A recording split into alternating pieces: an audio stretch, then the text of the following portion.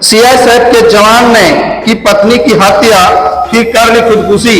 CISF के जवान ने अपनी पत्नी की गला दबाकर हत्या कर दी। इसके बाद खुदकुशी कर ली।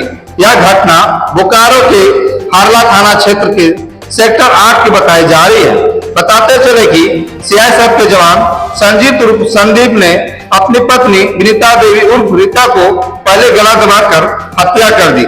इसके बाद देर शाम को फांसी लगाकर अपनी जिंदगी को ये लीला समाप्त कर ली। मालूम हो कि विनीता देवी की शादी संजीत के साथ 2008 में हुई थी। इसके बाद सब कुछ ठीक ठाक चल रहा था, लेकिन पत्नी और पति के बीच हुई विवाद के कारण पति ने उसकी हत्या कर दी। बताया जा रहा है कि संजीत उर्फ संदीप पुरुलिया जिले के पश्चिम बंगाल के उरमा गांव के निवासी है, जो अपनी पत्नी के साथ सेक्टर 8C की आवास संख्या 2768 में रह रहा था। मेरी मम्मी देखिए, सुबह को पापा और मम्मी का सुबह को लड़ाई हुआ, बातचीत हुआ। सुबह को पापा ने मम्मी को एक थप्पड़ मारा था, फिर उस टाइम और भी मारते, लेकिन मैं बचा लिया। फिर दोपहर का टाइम हुआ, 2 बजे लगभग मैं सो गया।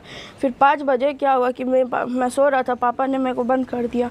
फिर बंद करने के बाद हुआ क्या कि पापा मम्मी को गला दाब के मार रहे थे। मम्मी पूरा चिल्ला रही है कि बिट्टू बचा, बिट्टू बचा, बिट्टू बचा, लेकिन मैं बचा ही नहीं पा रहा था क्योंकि दरवाज़ा लॉक था।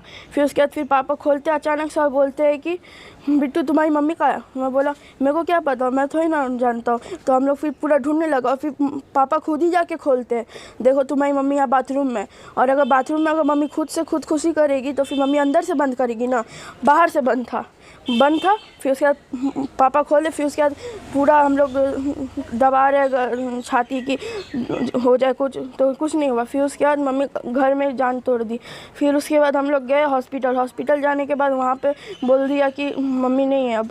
फिर उसके बाद वहाँ पे हुआ। फिर उसके बाद पापा को हम लोग पूरा बोले कि क्या किए। पापा वहाँ पे बैठे हुए थे, 9 बजे तक वहाँ बैठे। फिर दादू लोग थाना गए। फिर थाना से आए। थाना से आने के बाद क्या हुआ कि पापा वहाँ से गायब हो गए, भाग गए वहाँ से।